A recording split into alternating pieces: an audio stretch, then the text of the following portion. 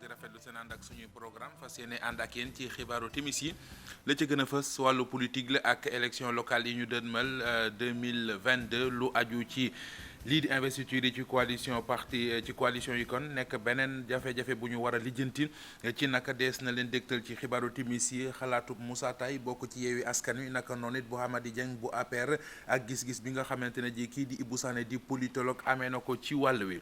délégué de quartier yi rafetlu bu baax a baax nañu leen dugalee ci sensibilisation bi ngir jaaykat yi wàññi njëg yi la ñuy ñaaw rek moo di anam wi ko ministre bi ñu dénk commerce doxalee ci seen gis-gis waroon nañoo seet weneenu pexe waxe leen ko neneen njëg yi sax waral sañu ko yoon ñoom délégué de quartier yi ngir bépp jaaykat bu teggi yoon ñu war koo mën a xam. jëye ja am ca diwaanu Mbour fële ca Saly Palmarin ñetti doomi aadama ñàkk ci seen bakkan ci lakk gu am ca résidence ba foofee ñoom ñett ñëpp di benn waaye ak soxnaam ak seen doom ju toll ci benn at ña nga cosaanu diwaanu ndar googee tiisoo fees na fa dell ñu baree bari kon ñoo ngi jooy ñi nga xamante ne ji ñooy ñi faatu ci googile lakk ñoom ñaar ñëpp ci pàttali ay jàngalekat lañu. wàllu wér gu yaram ak kàddu yi bàyyeeko ci ministre de la santé Abdoulaye Diouf Sarr di xam ne jàngalekat yi danañ leen ñàkk ngir aar leen ci woppi coronavirus ji laata kon ñuy ubbi école yi loolee CUSEMS ak SAEMS rafetlu wuñu ko ci seen gis-gis du moom moo war a wax ñi ñu war a ñàkk ñu ñu war a ñàkk nañ wax ñàkk yeeg njariñ yi ñoom bu fekkente ne kon am nañu liberté dem defi ko ñu defi ko waaye amul dara ci wàllu yoon lu leen di tënk ngir ñu ñàkku ji laata ñuy jàngale ji. wàllu tàggat yaram équipe nationale basket ci jigéen ñi war a dem fële ci afro basket ba jot nañu tey ji raayab réew mi di drapeau national ci ministère des sports lañ leen ko joxe waa ministère des sports ñoo leen ko jox mbokk yi lii mooy li fi gën a fës ci ay xibaar ngeen taaxirlu ñu faram-fàcceel leen ko.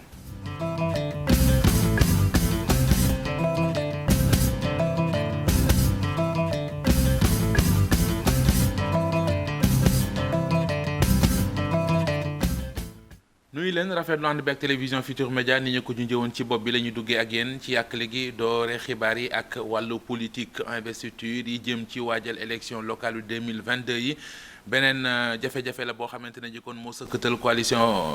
parti politique yi fi nekk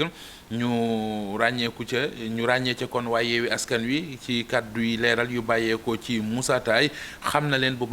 baax a baax li leen ci xaar ci wàllu investiture yi ci woowu le wàllit kii di Hamady Dieng responsable APR moom li muy ñaawlu mooy gars yi ci biir coalition bi ci ñu leen di dégg saa su nekk kenn ku nekk di samp sam dënd di yëglu te gis-gisam jiit réew Macky Sall moo ko war a lijjanti barab yi nga xamante ne jiit Benno Bokk Yaakaar néew na fa doole mu dugal ci loxoom bu baax a baax loolee lépp politologue bi moom it lan la ci gis mu di Ibou Sané dañu ci ànd ak Alassane Ba ci ay leeral. coow li nag du yàgg dara mu tàmbali li jëm ci wàllum tànneef fii ci biir coalition yi ci jongante gox yeeg goxaat yi Moussa Taye jàpp ni ñeenti type candidature ñoo am. am na candidature de fantaisie candidature de témoignage candidature de négociation ak candidature de conviction. man la ko jàppee. ci biir Yewwi Askan Wi. nekk na beneen défi bi nga xamante ni war nañ ko relever ginnaaw bi ñu déggoo ba noppi. défi bu njëkk bi mooy fexe ba ànd nangu nañ ànd déjà donc léegi nañ leen war a investir loolu moom day am jafe-jafe chaque fois parce que d'abord ci parti yi rek ci biir parti yi ak mouvement yi ñoom seen biir rek am na ay problème déjà pour investir donc rawatina nag ci biir coalition bi mais lépp loo gis rek dañ koy waxtaanee en fonction maintenant ñu xool parti yi ku nekk sa doole fa nga nekk. xool aussi contexte bi ndax aussi élection contexte la xool aussi ñi nga xamante ne ànd nañ ak ñoom ñuy ay personnalité ñu xool fu nekk rek nu ñuy créer équipe man dama jàpp ne bu ñuy def élection locale dañu war a créer équipe. bëri na ñi nga xamante ni yëkkati nañ seen loxo ne ay candidat lañu ci biir Benno Bokk Yaakaar waaye Hamady Dieng mu ngi fàttali ne jongante yi citoyen d'abord la njëkk a soxal. ñi nekk ci pouvoir bi ak ñu bakk nekk ci ñoo bokk xalaat c'est-à-dire mënuñu yëkkati seen xel ba xam ne élection locale. élection citoyenne la nañ ko bàyyil askan wi parce que man bu ma doon su man maa doon wax man maa doon décider politicien sax duñ ci dugg en tout cas parti politique duñ ci dugg nit mën nañ ci dugg en tant que citoyen mais parti politique yi dina candidat parti politique te patable waruñu nañu bàyyi citoyen organisé wu teg seen candidature nguur gi accompagner leen. xeex bi ñuy faral di gis ci élection locale yi li ko waral nag mën nañ jàpp ne parti politique yu bëri yi la moom la xalaat moom politologue bi di Ibou Sané. mu yokk ci ne faaw ñu fexe saxal lii di démocratie interne ngir déggoo mën a am. mooy nga accepter yow su la nee yow newoo fii sa place bi na nga am nga war a jël nga d'accord ci loolu parce que règle ñu posé mooy règle yu claire. depuis 10 ans qu'on est là ñu taxawal APR fan la ñuy d'accord ci lan d'accord ci dara xanaa président Macky Sall mooy président de la République sinon d'accord ci dara ñu nag tey élection ñu ne nañ d'accord non yaakaar naa ni il faut ñu xoolaat suñu bopp investiture bi dana bëri problème parce que am na ñu xam ne décision yu mën a jël ñu bëri mën nañ ko contester parce que terrain bi moo mel noonu lu ñu leen wan moo mel noonu mais lu ma conseiller président de la République moo di fu nga xam ne am nañu faiblesse opposition am doole foofu la ñu war a nekk benn. moom nag li ñuy wax charte boo xam ne dañ ko signé ñi ko signé ñëpp nag nangu nañ ne moo ñu tënk ñun ñëpp charte boobu nag mooy doxal liggéey bi. volonté la ak engagement parti politique yi ngir ñu fexe nag ba mën a weesu li nga xamante ni mooy coowal investiture yi. des ba léegi ci wàllu politique ak fële ci diwaanu Pikine maire ba fa nekk di Abdoulaye Timbo bari nañu ko ngembaat ngir mu doonaat seen candidat ci élection locale yi ñu dëdmal dogal la boo xamante ne ji ñu ngi ko waxtaanee ci séminaire bu ñu doon amal ci dimanche ji ñu weesu ci arène nationale bu Pikine lañ ko doon defee kenn ci ñi jiite woon moom mi leen daje El Hadji Malick Niang lay wuyoo ñu déglu ko ak Ndonga Ka. waaye comme ñooguntu ñun kii nu nekk moom moo nu gënal. nu ñaan yàlla moom mu téyel nu ko fi. waaw comme moom moo nu gënal moom te xamuñu lii ñëw suba mu téyel nu ko loolu la ñuy ñaan président di ko ñaan mboolem mbooloo mu téye ko fi ndax kat borom yi njariñ la borom yi baax la te nag di làmbatu ba daj lu duun nga di ko fa xeeb naan dama koy bàyyi fii daa am lu ko gën a duun mën ngaa daj ci loo xam ni dootoo xam foo ko jëmee. Pikine ba léegi ci li nu fekke ci li nu yëg li fi Abdoulaye Timbo def ci réalisation si wàllu social jëmale ko ci nit ñi surtout jëmale ko ci imaam yi parce que ñoom ñaa gën a maîtriser seen mbir te ndax lépp sama loxo lay jaar yëgguma ko fi def. noo ngi saluer jataay bi di ñaan yàlla subhaanahu wa taala yàlla defal ñu ci tawféex sunu nit ki nga xam ne moom la ñu bëgg ñu fal ko ñoo ngi ñaan yàlla mi nga xam ne moom mooy fal di folli yàlla na bokk ci ñi muy fal.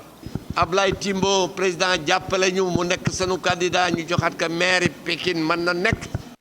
sagara ngay xeeñ ci biir coalition Benno Bokk Yaakaar ca Taïba Niassène maire ba fa newoon moom la lenn ci ay nit ay militants kon investir ngir mu doon seen candidat am ñu bañ lu ni mel ndax ci seen gis-gis moom maire bi ci boppam sax amul sañ-sañu wooteem ndaje investiture ñoom nag daje nañu investir keneen koo xamante ne ji ci parti bi di AFP ca la bokk ngir mu doon candidat Benno Bokk Yaakaar ca boobu les maire am ci militant yu yëkkati seen kàddu di sàkku ci njiitu réew mi mu àddu jëme ci bala yëf yi di yëppi loxo Pape Mbaye Diaw. ci commune bu Taïba Niassène xaajaloo moo fa am ci coalition Benno Bokk Yaakaar li ko waral nag mooy ku ci nekk rek da nga samp sa ndënd ne yow yaa doon candidat wu mairie bi ki nga xamante ni moo fi nekkan maire nag nee na coalition bi moom la tabb ngir mu nekk candidat. mbiram gox moom bu jógee rek coow li day bëri parce que dafa xaw a particulier kenn ku nekk mën nga jóg donc ne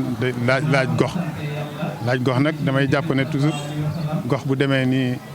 Taïba laaj ko fi mu nekk neex na. waaye nag jël pour jël rek mbir mi dafa nekkul lool mbir mi dafa nekk ne li ñuy tabax dëgër na ci fi ñu yaakaar ne war nañ ko faa gën a encore mën a yóbbu sori na moo tax ñu ne donc nañ woote Benno Bokk Yaakaar parce que ñun kat 2014 bi ñuy fal APR lañ demoon.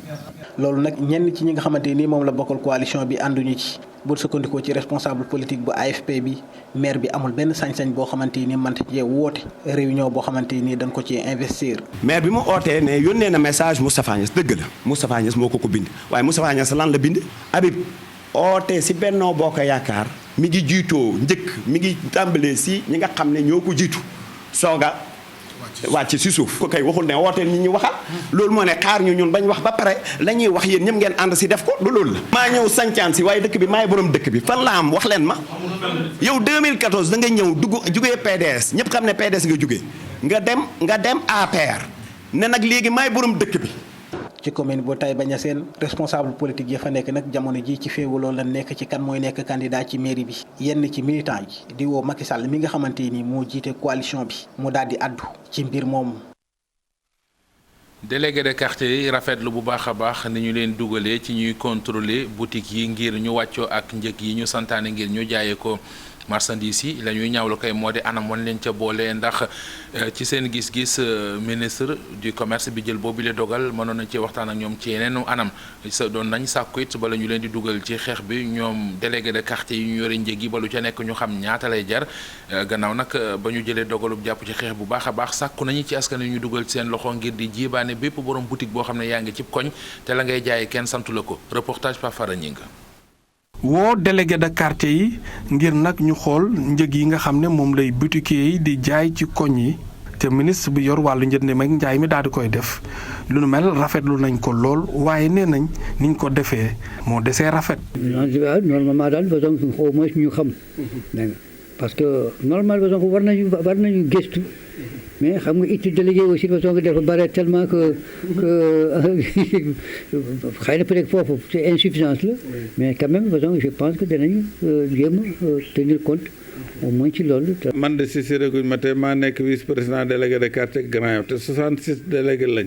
ma nekk vice président bi kon defe naa bu ñu sisiroon danaa ko yëg wala ma jot document bi information bi jot naa ko télé bi wax dëgg yàlla information bi jàll na léegi nañu jox argument bu ñu ko mën a dimbalee pour liggéey bi gaaw. délégué de quartier yi nekk ay contrôleur économique loolu nag dafa laaj waxtaan bu yaatu bu ñu sukkandikoo ci ñoom. am na yoon wu ñu war a jaar parce que nag normalement tey jii su fekkee ne am nañ document bi tey borom bitik bu si jaay lu wóorul buñ demee danañ mën a xool document bi ne ko prix sangam it article sangam yaa ngi ko jaayee nangam lii la wala jar mais ñun buñ demee dañuy taxaw di xoole rek amuñu prix joxuñu ko. kon mënuñoo toog di harceler benn borom bitik. parce que loolu loo xamul mun loo ki mais ñun tam de temps en temps war nañu mun dem ci marché yi. ngir réussir mission bi nu mel faaw tamit askan wi daal leen ciy jàppale maanaam di boole. client bu ñëw réclamer la ci délégué yi nga mën a sukkandiku dem na borom bitik bi lii nga def du yoon ndax lii la su ko defee kooku su respecté wu dem la waat ci ordre mën nga woo autorité ñu dikk si ko la ca war ñu def ko. mais population bi ñi jaay foofu monsieur ñëw ci man di jooytu façon ko bon. woote bi nga xam ne ministre bi yor wàllu njënd meeg njaay mi daan na koy def ngir délégué de quartier yi xool njëg yi ci bitig yi li nu mel délégué yi gannaaw bañ ko rafetloo nee nañ daal nañu fexe ñi nga xam ne ñooy njiit yi ñuy gën a nag jaar ci yoon bi di ko formaliser.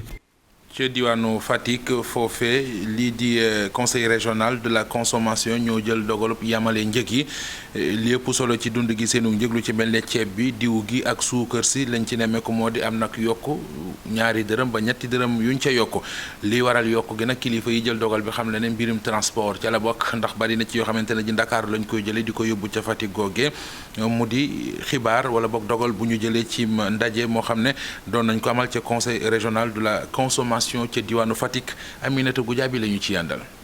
ndaje bi ñu doon fixé prix yooyu nag bokk na ci ñi ko fekkee commerçant consommateur ak itam autorité administrative yi prix yu bees yi nga xam ne moom la ñu fixé fii mu ne ci diwlin bi ceeb bi ak itam suukar bi ñoom ñoo yam ci département yu Fatick ak itam yu Gossas. donc ceeb bi day jóge ci 300 francs ñu koy jaayee 310 francs pour Gossas ak Fatick bu dee suukar si aussi ñu koy jaayee 600 francs 610 francs au lieu de 600 francs bi nga xam ne moom moo am Dakar bu dee diwlin bi la donc bu ñu ko jaayee Dakar 1200 fii ñu jaayee ko 1210 francs bu dee diwlin bi nekk ci sachet yi bu ñu ko jaayee 350 Dakar ñu jaayee ko fii 360 francs. lu jëm na ci département bu Foundiougne ak zone yi nga xam ne dañoo féete ci ndox mi maanaam îles yi prix yi wuute na. Fatick dafa bindoo doon dëkk boo xam ne dëkk ndox la ku dem fa dafa jafe tuuti mooy li concerné Foundiougne mooy moo concerné également dëkk yi mel ni Jifeer Palmarin ak yi ko wër maanaam îles yi foofu au lieu que ñu yokk ñaar dërëm ñetti dërëm lañ yokk. prix yu bees yooyu nag ngir ñu jëfee ko nee ñu daañu tàmbali di def li nga xam ne moom moo di ay contrôle ci terrain bi. ndaxte arrêté bi ñu ko jëlee ci Ndakaaru prix yi ñu fa fixé mooy prix yi nga xam te ne moom moo war a daw biir Dakar léegi nag dañ ne ñu yokk ci li nga xam te ne mooy différentiel de transport maanaam li ciy tegu ci transport donc prix bi bu ñëwee fii donc dañ ciy teg rek benn frais supplémentaire donc bu loolu jàllee nag dañuy def ay opération d'envergure ñi nga xamante ni aussi wàcc nañ yoon bu boobaa ñu teg leen li nga xamante ne moom la yoon wax. association commerçant yi ñoom itam taxaw nañu ne daañu jëfee li nga xam ne moom mooy prix yu bees yu ñu fixé. dégg nañu li ñuy wax dinañ ci jàppale état bi comme ni ñu waxee jàppale suñu bopp waaw parce que ñun ñooy état bu ñu jàppee rek lépp mën na dox tamit dañu ñaan ñu commencé liggéey bi ci kaw ay commerçant lañ ay consommateur lañ dinañ jàpp ci liggéey bi ba nu mu gën a rafete daal dinañ ko defee noonu. gouverneur bu Fatick bi nga xam ne nag moom moo jiite woon réunion conseil régional de la consommation di wax ne bu yàggul dara daañu def beneen réunion ngir xool ndax prix yooyu ñi ngi koy jëfee am déet. kaddu yi bàyyeekoo ci ministre de la santé di Abdoulaye Diouf Sarr di xamle ne jàngalekat yi danañu leen ñàkk ñoom ñëpp laata kon école di ubbi loolu am na jàngalekat yooyu nee nañu duñu ko dégg bokk ci jàngalekat yi bootu ci kuréel gi du CUSEMS ak SAEMS ci seen gis-gis ñàkk moom mi ngi aju ci coobaree nit ki ñoon di ceeg Fat Bintou Konté Pape Sangone Mbaye. enseignants yi ku ci nekk dina recevoir li nga xam ne moom moo di dose de vaccin balaa école tijji mu di annonce boo xam ne ministre de la santé Abdoulaye Diouf Sarr ma ngi ko def ci àjjuma jile te neexul dara ñi nga xam ne ñoom ñooy jàngalekat yi lee puisque nag amul benn texte bu obligé benn sénégalais mu jël ñàkk bi mënul nekk ci njàngale mi aussi kenn mënul obligé kenn moo tax ma jàpp ni wax ju amul bopp bu amul génn la nañu bàyyi sénégalais yi chacun selon sa propre volonté mu apprécier ndax dina ñëkku wala du ñëkku. ñoom CUSEMS nag moom tamit ma ngay delluwaat ci la nga xam ne moom moo jëm ci vaccin boobee teg ci nag ne juridiquement lii nga xam ne moom le ministère de la santé bëgg a imposer mënta nekk. biñ fi commencé vacciner ci liggéeykat yu nekk ci entreprise yi mu indi coow ministre bi jëwrin bi ministre du dialogue social des relations avec les institutions dafa ne Samba Sy dafa bind bataaxal ne. ci sunuy sart réew amul fenn fu ñu bind ni nit ki dañ ko war a obligé wala forcer ko mu dem vacciné wu mu ne loolu bu ñu ko defee rek jalgati nañu yoon dañu war a waxtaan ak nit ñi sensibiliser leen loolu mooy la bonne démarche. bu fekkee sax ni kii nga xam ne moom moo di Amath Suzanne Camara mag ñuy xamal ne bi les décisions sax moom contre ko wante nag dafa waroon am ay waxtaan. dafa waroon d'abord waxtaan si ak jàngalekat yi ba pare waxtaan ci ak ministre yi yore wàllu njàng mi. maanaam ñu gis leen ne ñoom waxtaan na ak ñoom ci wàllu boobu. bëgg nag vacciner ñi nga xam ne ñoom ñoo di enseignants yépp balaa école tijji mu di décision bi nga xam ne ministère de la santé moom la jël neexul dara ñi nga xam ne ñoom ñooy jàngalekat yi. wàllu paj mi xëy sooxe ca diwaanu Matam li ko jur moo di grève ñaari fan bi nga xamante ne ji syndicalistes yi bootu ci SDT ak 3S xëye nañu ko. yamuñu ca ne it ginnaaw bi ñu amalee boobile gerew ba nga xamante ne ji urgence rek la ñu doon lijjanti teg nañ ci ab janook taskatu xabaar yi ci buntu l'hôpital ba lañ ko doon defe Ali Bandel Niang.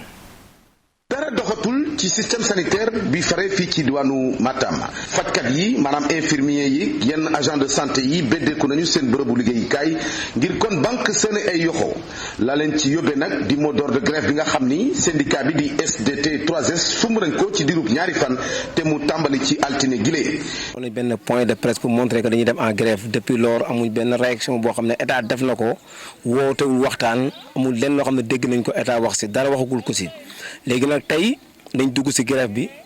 léegi camarades yi nga xamee ne ñëpp bokk nañ ci SD3S yi nekk au niveau de l'hôpital bu Matam ñu nekk au niveau centre santé Matam ñu nekk au niveau district Matam tey ñu ñëw observé nañ grève bi banque nañ seen loxo loolu yëpp pour lan pour rappeler état bi rek li nga xamee ne moom dafa nekk ci diggante muy moom muy lan ñun ñu soxla li may wax toujours jafewul mooy lan dañ bëgg liggéeyal Sénégal dañ bëgg liggéeyal la région de Matam. pour leur montrer que le mot d'ordre de grève du SDT3S te ñoom d'accord nañ toog Matam am na des infirmiers yoo xam ne ñu ngi fii Matam nangu toog Matam y a des assistants infirmiers yoo xam ne aussi ñu ngi fii nekk Matam nangu toog Matam ASC yoo xam ne ñu ngi fii Matam nangu toog Matam des matrons yoo xam ne ñu ngi fii aussi di ut recrutement ak chauffeurs yi nga xamee ne parce que xam nga ne tey boo xoolee au niveau de Matam état bi affecté na plus de 80% des postes de santé yëpp am nañ ambulance médicalisée affectée par l' état te gis ñu benn accompagnement boo xam ne état andré na ko si ambulance yooyu pour mën a jël chauffeurs yi en charge pour comité de santé yi mën a noppalu parce que xam ngeen ne nu liggéey bi mel ni ak aussi avec CMU bi nga xamee ne les postes sont endettés hôpital bi dafa endetté CMU fayul poste yi jël di fay chauffeur fay ASC fay matron loolu day xaw métti poste santé yi. fan nag ngi nii ci gannaaw dama doon nañu beneen ndaje de taskatu xabaar yi doon ñaaw lu anam bi ñu ne moom la ñu nekkee ci diwaanu Matam ci lu ëpp juróom benni at te ba léegi nguur gaa ngi recruter ay agent te bàyyi leen ci gannaaw tey ji kon tëkku boobee ñu doon def mettre nañ ko en exécution te kenn du ci loru lu dul askan wi diwaanu Matam bi nga xam ni mën duñu jotandi ci am pàcc bu jaar yoon.